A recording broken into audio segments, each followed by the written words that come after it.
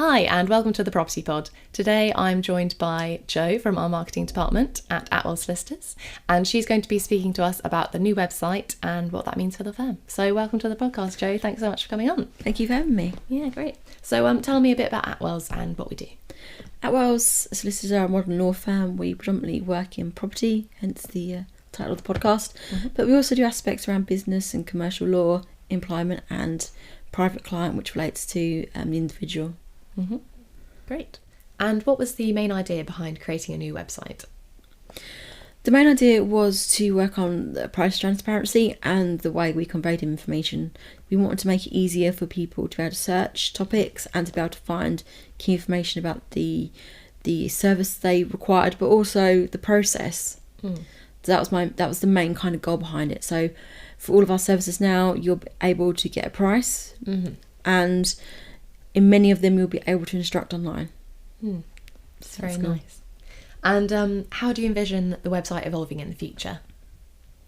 So for me, it's all about improving the consumer journey, which means not only the way you've come about and you find Attwells and how you can quote and instruct online, but also the experience. We need to improve the experience for the consumer.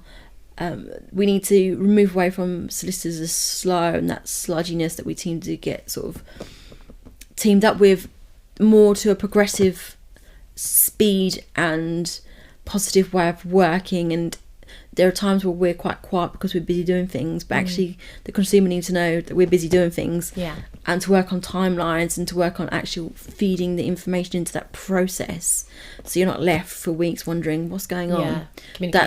Communication, exactly. That's what we need to work on. For me, that comes to the part of a CRM system, so a customer relationship management way of dealing with things, but also maybe a portal in the future too. Yeah, definitely. I think it's great that we have such clarity on pricing, and it's not like you have to scroll for ages to look for something. It's just there. And even from my perspective as a non-buyer, it's just much easier to find than other places, like in a leaflet or something.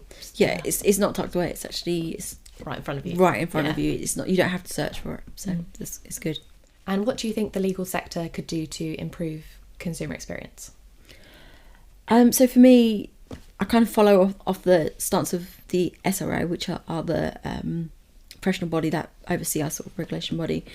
And they've done some work around price transparency, which I think is good. I would argue they could go further in terms of, as we touched upon before, some websites that I've gone on to research and do competitive research, the pricing information is almost buried. It's so deep down. And for me, I feel that the SRA could step in and do a little bit more in that field and say, no, actually it has to be visible, it has to be easy accessible by the client.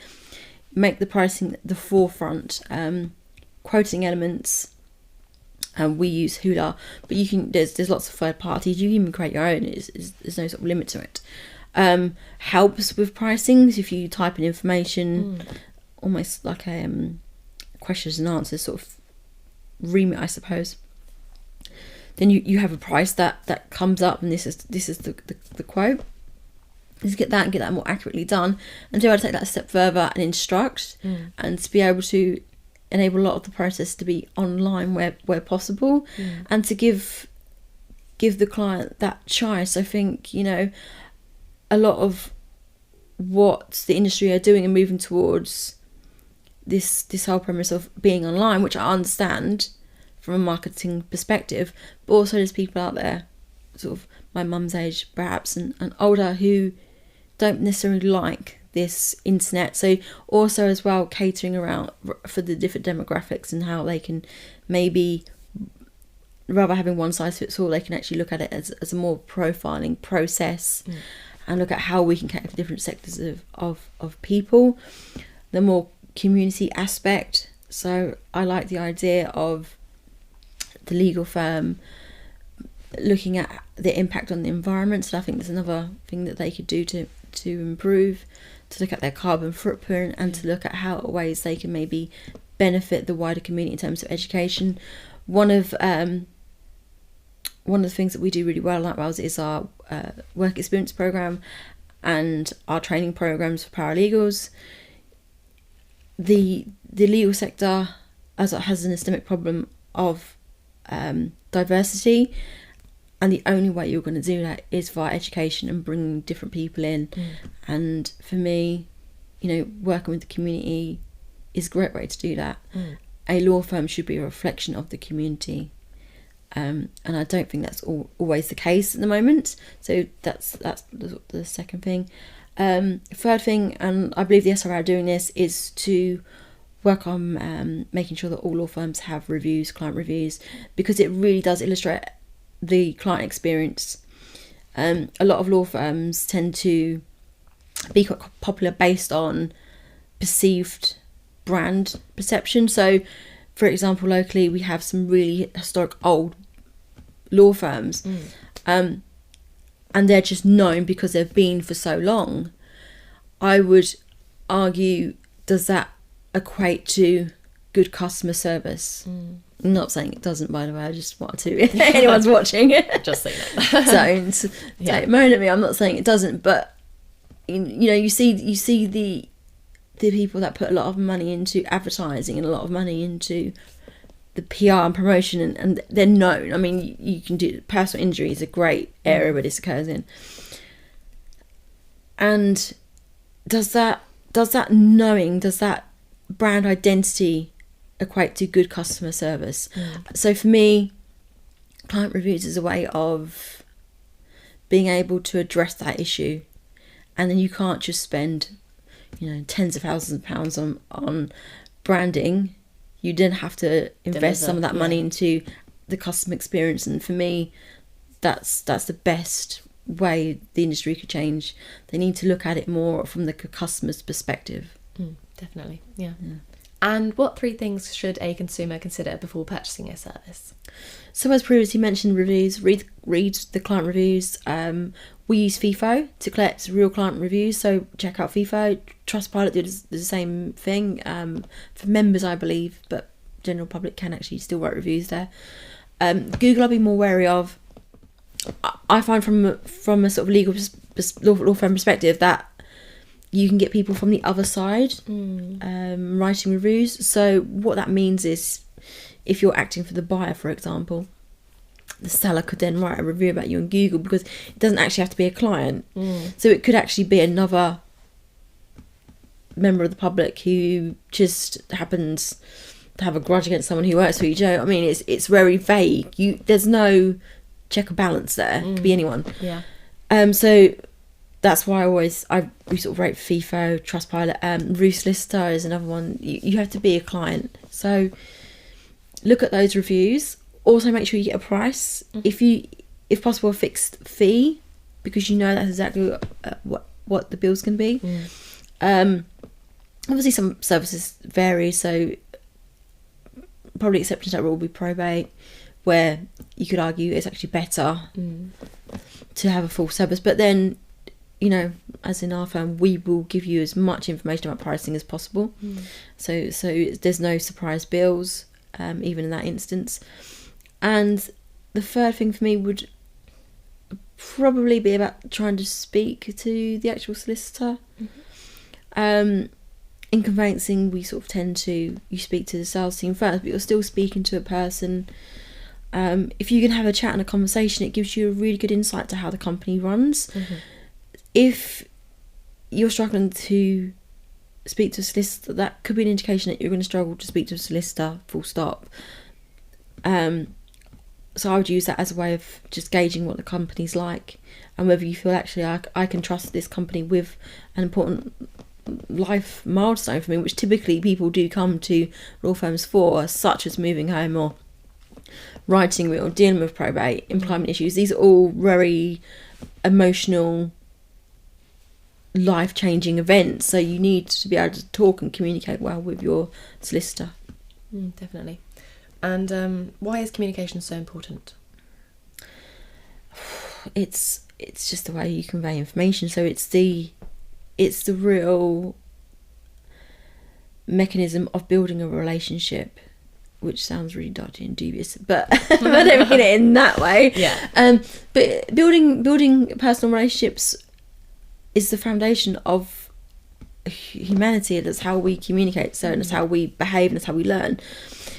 If the communication is missing in any industry, how are you going to let the person know what you do and what you can offer? How are they going to let you know what they need? So again, like in all products and services, it's need and solution.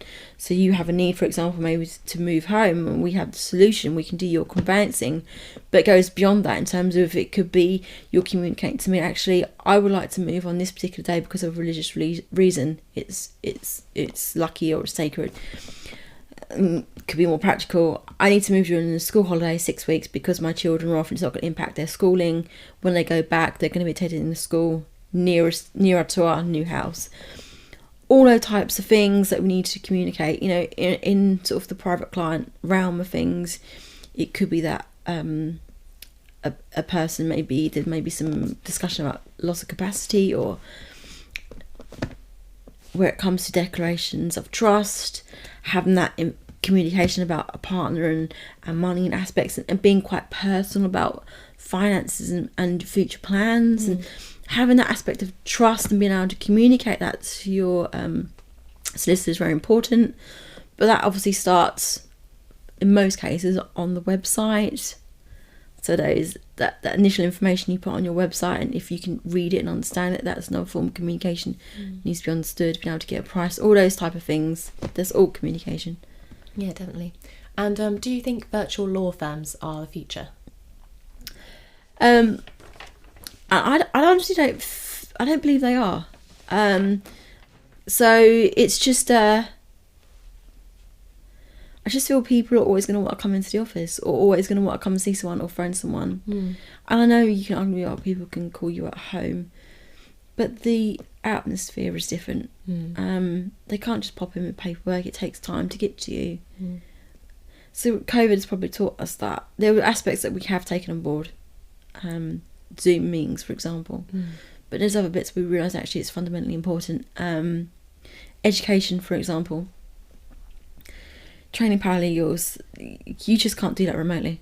Definitely not, yeah. They need to be in the office. They need to absorb the environment, listen to people, observe, have that, I can just pop in next door where there's someone more senior, or maybe we have a lot of open plan offices in our building, so just being able to go over to someone's desk and have that communication, that chat is so important. And I think that you can't underestimate, you know, what that does to bring on the next generation. Definitely, especially with like work experience, apprenticeships, all that sort of stuff. There's no way, like obviously we offer it remotely for a few days of the week, but it definitely, I don't think you can ever really replace the sort of office environment and being around those people that have all that sort of knowledge. So. And that was sort of more of had to do because of COVID, rather than that would be our preferred model. But you just learn so much. I mean, just in maybe the situation with us, just sort of being marketing and stuff, and how it's best just to communicate that and just be able to get whiteboards out and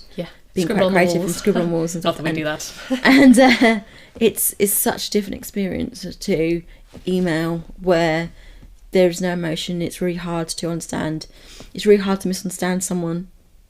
How someone meant an email can be very different from how it's received. So yeah, face to face is always better, on the phone. And on that note, how do you think that COVID-19 has changed the legal sector? I think for me it's progressed the digital revolution. It's the fourth revolution. I can't say that word. They refer to it as. So we had the internet of everything, and that's changing, and it's changing the high street, but it's going to change the service industry. It's going to change. It's going to change everything, and that has come on quicker. I mean, prior to COVID, we saw businesses such as BHS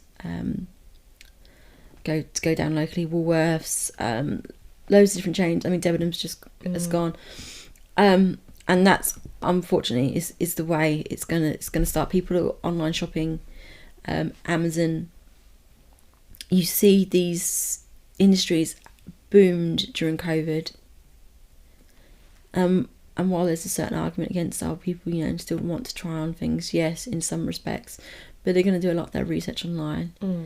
That turn and buy something online and returning it is going to be the way forward of shopping. And once online retailers get that right, I can't see shops being overly popular anymore. They need to work on the experience, and the same with services.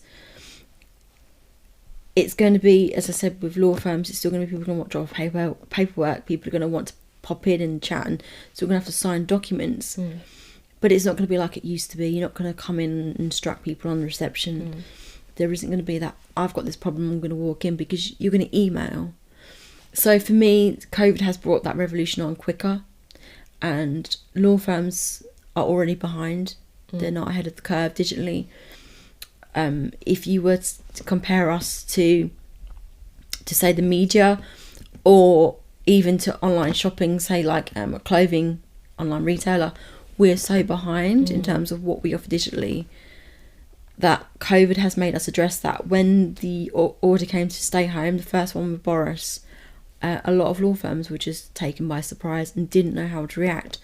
When luckily we were very digital anyway, and we were able to adapt very quickly. We literally turned it over in a day. But for other law firms, they had a real pause and almost a period of closure before they could re-engage with the market and knew what they were doing. That's what COVID has done. And having meetings digitally now via Zoom, that's going to stay. There's no question. The working from home, it has crept in now. Again, I'd argue perhaps because of training needs and because of consumer needs, it won't be a full-time thing that would allow for virtual law firms, but it's certainly going to be 1-2 days a week, which again is going to have impact on things like the climate, because people are not travelling to work, so people's carbon footprint then is going to be reduced. So there's lots of positivity to it as well. I think definitely. Things are changing for the better. Yeah, I think it's good that, you know, we've kept up to the times and stuff, and we are allowed to do all this online stuff, but we also offer a personal service. You know, you can get on the phone to a lawyer. And this is the thing, this is what's key with the website. It's that personal service mixed in with digital. It's not digital replaces the personal service. That's not what digital revolution is about. It's like, you must get that mixture right. You've got to get the mixture right. And that's what I think we do really well at Attwells. We've got the mixture just right. Yeah. Well, thank you so much for coming on today, Jo. It's been really informational.